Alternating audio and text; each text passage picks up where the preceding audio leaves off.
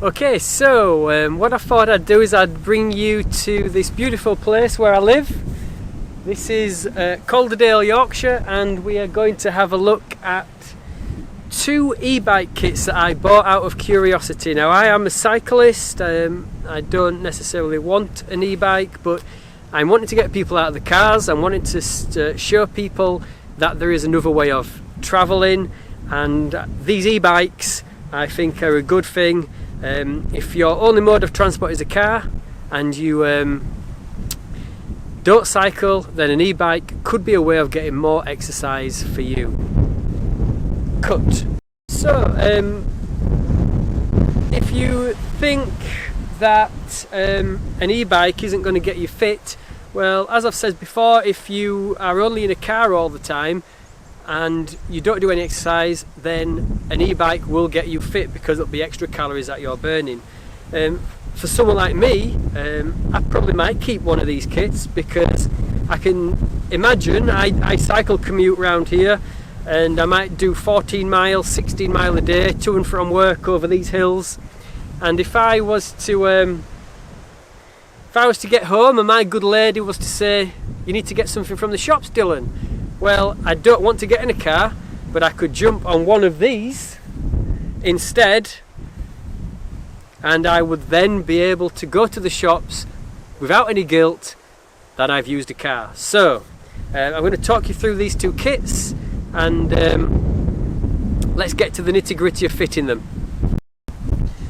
Okay, so the two kits that I bought, the first one is a rear motor kit from Cyclotricity, 1000 watt rear motor kit, and we have here a Bafang mid motor kit, again 1000 watts. And what I'm going to do is I'm going to talk you through the ins and outs of both of these kits and how fitting them, any sort of like advice I can give you about fitting them as well. This is the rear motor kit, and I got this from Cyclotricity.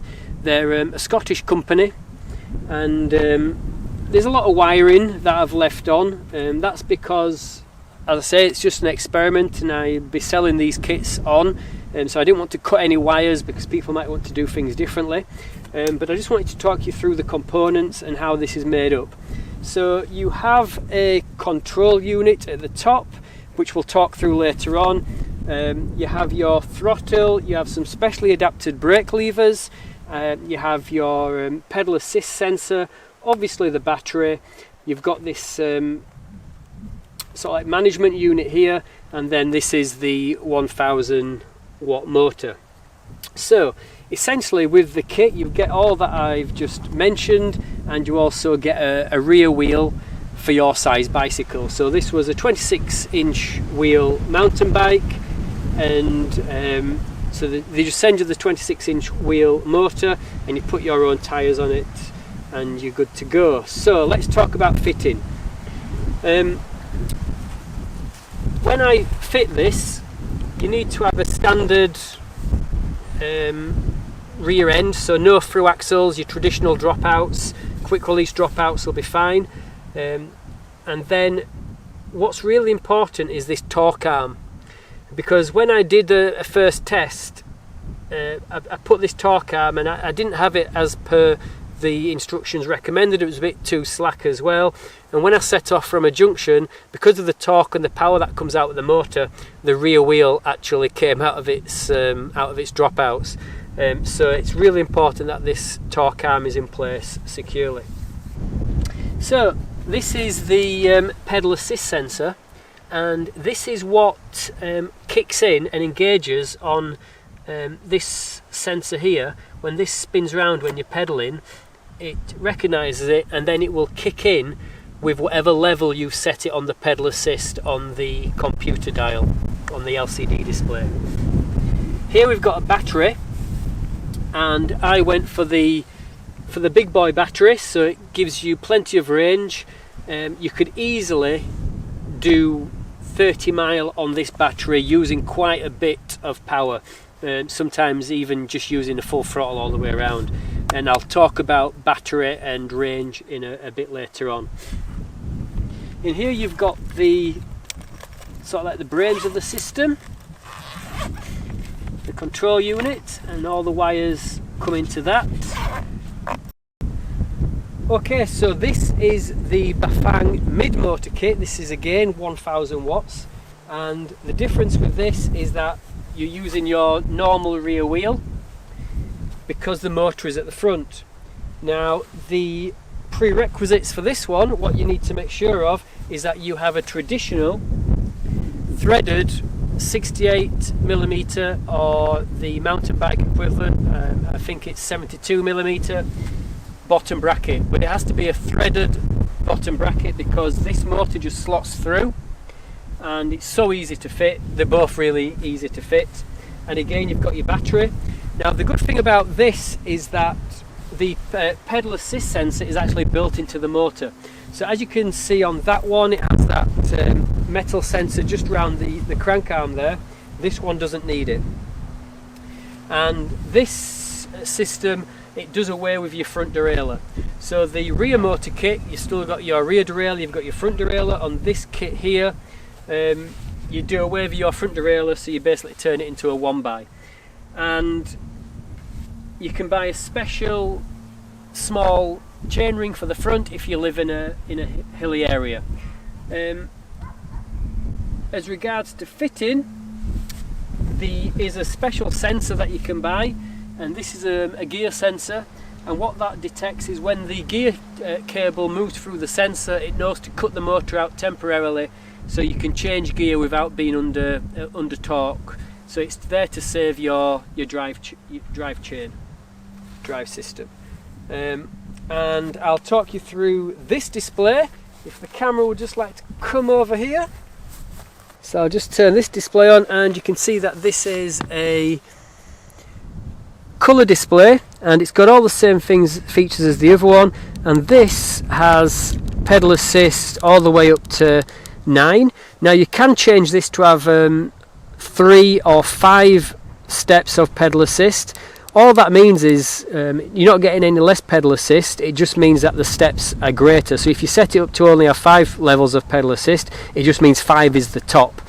And if you set it to have 9, the increments between the power assists are a lot better, a lot smaller. So you can just fine tune your ride and how much effort you want to put into it. Again, we've got the special brake levers with the sensors that cut out when you pull the brakes, cut the motor out, and on this one, different style throttle that does exactly the same thing. You can just push that to go. So you can run this completely off the pedal assist if you wish, or you can not pedal at all and just press the throttle and you'll be off like a scooter. So this is the display on the Cyclotricity rear motor kit. This one has 5 levels of assist, but I think you can change this to 3 levels if you wish. Again, just like the Bafang one, if you change it, it doesn't mean that you're getting less pedal assist, it just means the steps between them are less. Here you've got the sensors, so that when you pull the brakes, the motor cuts out, and on this one, the throttle is there. Okay, so I've mentioned that these are 1000 watt motors. Now these motors are illegal for UK roads, so this is why we are in this area here. We're not on the roads, we are on private land, and I'm going to be showing you what these motors can do.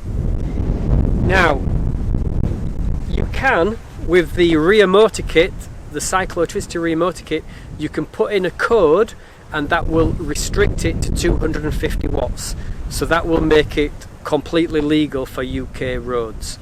With the Bafang motor, there's no official restricting and de-restricting, but what you can do is you can go into the settings and you can change it to 15 mph maximum top speed. You can also do that with the rear motor kit, but the rear motor kit from Cyclotricity does have a special feature where you can put in a code and it will officially restrict it to 250.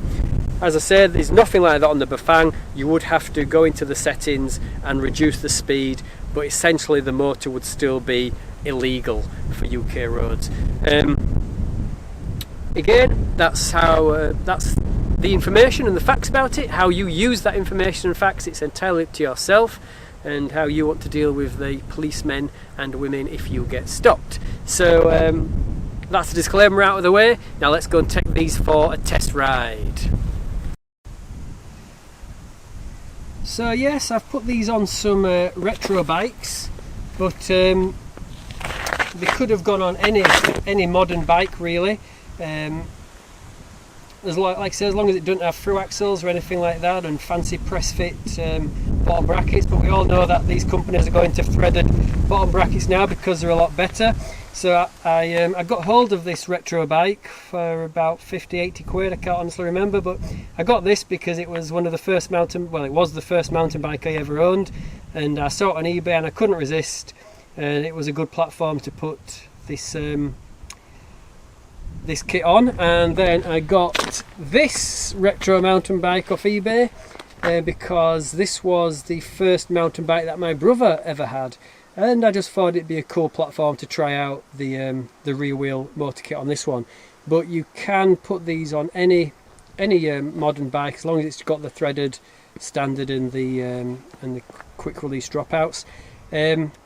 My friend has put one on an old a classic orange P7 frame that is had powder coated, and everything is grey and black.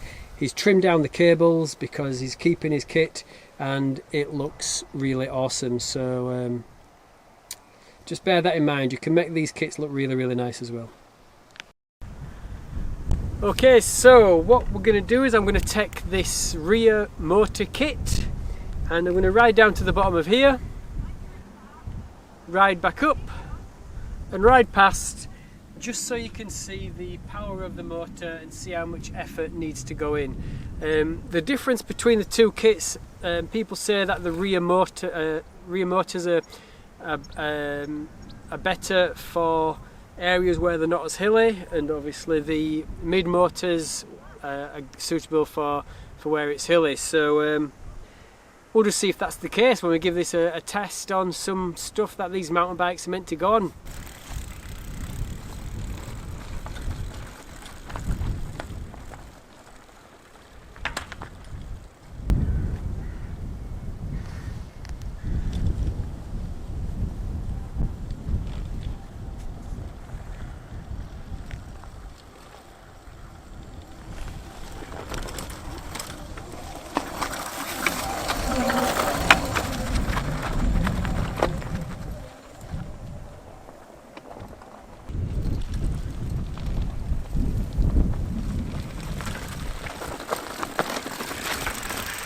Well, as you can see, the rear motor kit didn't think that was a hill at all.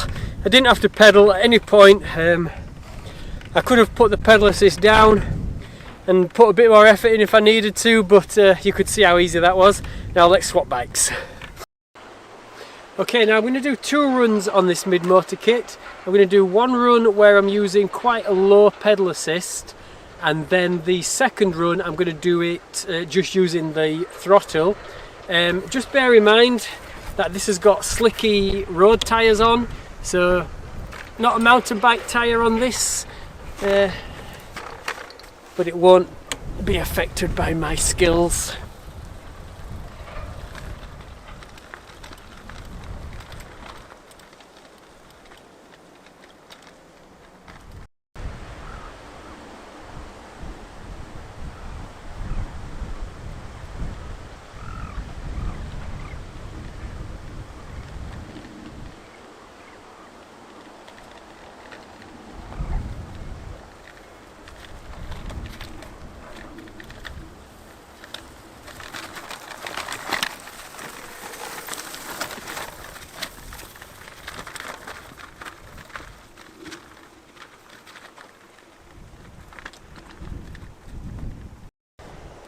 So that was pedal assist 4.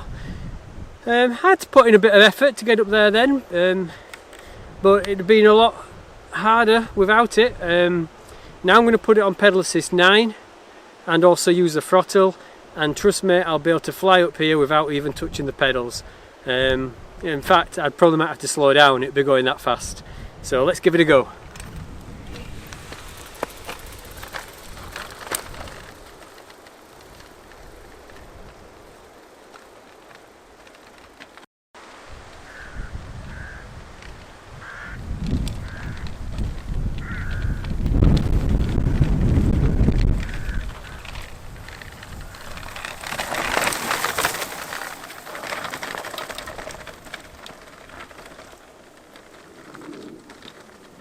As you can see, if you're just using the throttle, don't even need to pedal at all. I did have it on pedal assist 9, so it would have kicked in with full power if I was pedaling, but I just couldn't even keep up with the motor. It was just off, so I just sat back and put the throttle on and just enjoyed the ride up to the top, really. I think what we'll do now is we'll head down to a private road down here, and we'll just show you how these fare on some tarmac as well. Okay, so you've seen them on some rough stuff. Now we're going to take them on a little bit of tarmac. So this is a little bit of a private road. So I'm going to shoot off in that direction, and then I'm going to come back and then shoot on up the road there. Again, we know how pedal assist works. You pedal and the power kicks in. So I'm not going to be using any pedaling. I'm just going to show you how strong these motors are, and just use the throttle just so you can see how much power you get out of the motor. I will say on test rides on private roads, I know that this rear wheel motor from Cyclotricity will do about 20-25 mile an hour. Obviously that depends on the bike that you've got it on and the gears that you've got, and I have had over 35 mile an hour from the Bafang motor on a flat road, and there is a little bit of a speed difference, but the power is quite the same, the torque feels the same, so you'll get a feel for that as I go off on the road and then back round.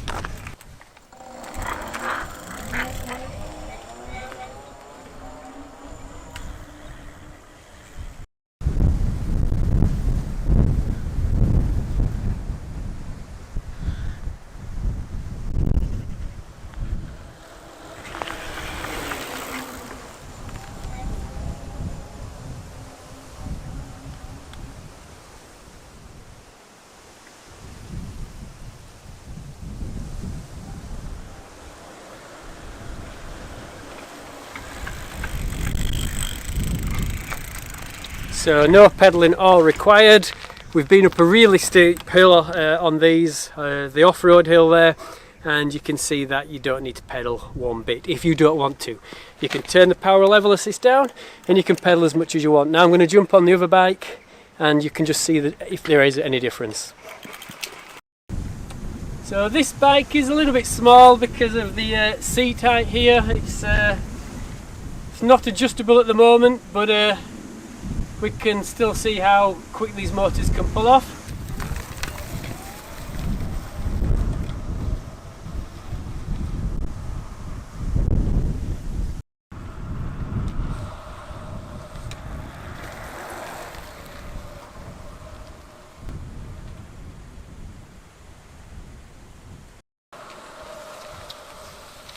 You can just see how much power they have just by when you're setting off. You just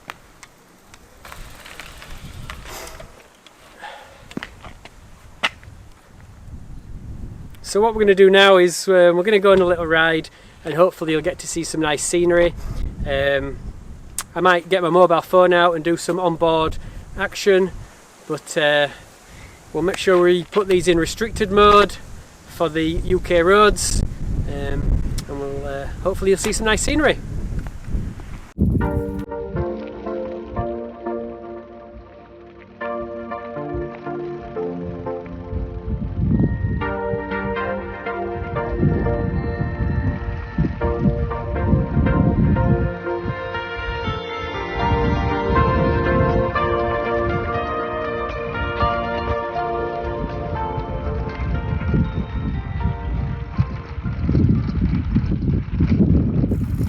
Okay, there was a couple of things that I didn't get to say when we were out in the field testing the bikes. I just wanted to sort of like clarify. I'm a cyclist. I have lots and lots of bicycles. I commute every day by bike. I don't own a car. Lifestyle cycling is my thing. Cycle touring, bike packing, nipping to the shops on a bicycle. I've got every genre of bicycle. I've had tandems, fat bikes, and people are wondering when I showed some people at work, oh, I've got these kits, they were like, you've got a kit? or should I say, you've got an e-bike? And I was like, yes, I've got an e-bike. And they were like, why? And I was, well, I'm only just testing the e-bikes out, is my answer. And the purpose is so that I can try and persuade more people to get out of cars and try cycling. And you don't have to be a cyclist to jump on an electric bike. You know, if you look at how they manage it in Europe you're not classed as a cyclist if you just go to work on a bike. It's just a method of getting to work, and that's how we should start to see it over here. Just because you go to work on a bicycle doesn't mean you are a cyclist. We don't need to pigeonhole people like that, and I think that's what puts people off, you know, jumping on a bike and getting to work. When I've been cycle touring around Europe, you just see all sorts of people just going to work, going about the business, going to the shops on electric bikes and bicycles, because they're not pigeonholed into, I am a cyclist, I've got to wear lycra, I've got to wear a helmet. They're just simply going about the business on two wheels. And that's the reason why I got these e-bike kits. I thought I'd just give them a go, see if there's a cheap way of getting a good performance kit. But some people, especially where we live in Calderdale, it's hilly. So I thought I would get 2 mountain bike kits. I've bought them, not been given them, so, you know, unbiased reviews. And I thought I'd just try them out and see what they're like, and see if people can do away with using the car less and jump on 2 wheels. And I believe from my experiment that there really is no need to own a car. You can nip to the shops on these things, you can go to work on them. You will not be tired, you will not be out of breath. They are a good piece of kit, and if it means you're going to dump the car, then I'm all for them. And another way of looking at it is, some people say, well, if you've got an e-bike, you're not getting exercise. That's complete rubbish. If you're going from being a cyclist to an e-bike, then that you've probably got some point there. But if you are using your car every day, you don't do any exercise, you are going to burn more calories by getting out of your car and using an electric bike than you are just stuck in your car. So the fact that people say that e-bikes don't give you any exercise, complete rubbish. And also, you know, it helps people to cycle together. So for instance, I've got a couple of friends that I go cycling with, and they've got another group that they go cycling with, and this the group that they go cycling with is getting a bit older, and it got to a point where they were waiting a lot for their friends. So their friends ended up buying some e-bikes, and now they can all go out riding together as a group again. I don't see no shame in that, I don't see no problem with that, and if it gets more people out riding, then like I say, I'm all for it. There was one thing I forgot to mention in the video as well, and that was about range and how you work out how long the battery will last. And on a battery, you'll normally have the volts, which could be 48 volts, 36 volts, and the 2 batteries I use were 48 volts. And you will also have the amp hours, which is normally a number around, well, between 11, 16, something along those lines. But what you need to do is to work out the watt hours, because the watt hours is your motors measured in watts. So for instance, the e-bikes that I've got there, they had 1000 watt motors, and if you work out the watt hours, then you can easily see how long a motor will last. So if I did that calculation times the volts by the amp hours, I would end up with my combination of a number around about 780 odd, something like that. And if you think of the 1000 watt motor, so if I was to use that 1000 watt motor to its peak, to its maximum, it would end up being less than an hour, because its watt hours of the battery is 780 odd and the actual motor is 1000. So if you did the calculation, you ended up with 1000 watt hours, that means that you could run the motor to its maximum every single second for 1 hour. But in reality, that doesn't happen, because you've got downhills and you've got pedal assist, so the motor is never being run at its maximum. So you're going to get hours out of that battery of mine. And I would probably say that done round about on a test ride about 30-40 miles, and the battery was then getting a bit low. But that was really you know, giving it some hammer. So I'm hoping I've clarified a few things with this extra bit of talk. Now, I am new to this YouTube channel type stuff. I have uploaded lots of videos before in the past. If you're looking on my YouTube channel, go to the archive videos. There's lots of stuff in there about me cycle touring around America and France and Finland and all sorts of other places on weird bicycles. So I'm wanting to do this weekly and start a channel going properly.